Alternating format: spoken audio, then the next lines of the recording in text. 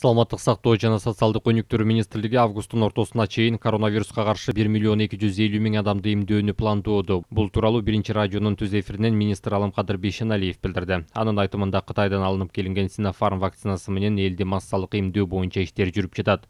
1 миллион 250 миң доза вакцина учурда райондорго бөлүштүрүлдү. Биз райондун калкына жана ооругандардын санына жараша бөлүштүрдүк. Бүгүнкү күндө 847 эмдөө пункту иштеп жатат. Алар коммерциялык жана медициналык мекемелерде, кинотеатрларда, мобилдик топтор дагы иштеп баштады. Азыр 3-чү толкун жүрүп жаткандыктан эмдөөлөр коронавирустун жайылышын токтотууга жардам берет деп ойлойбуз, деди ал. Бейшеналиев бүгүнкү күнгө карата 130 миң адам эмдөөдөн өткөнүн белгиледи. Августтун ортосуна чейин 1 миллион 250 миң адамды коронавируска каршы эмдөөнү пландап жатабыз. Кыргызстанда калктын 70% эмдөөдөн өтүшү керек. Башкача айтканда 2 миллион 137 миң адам. Эгер биз 70% калкты эмдесек, анда жамааттык иммунитет пайда болот, деди министр.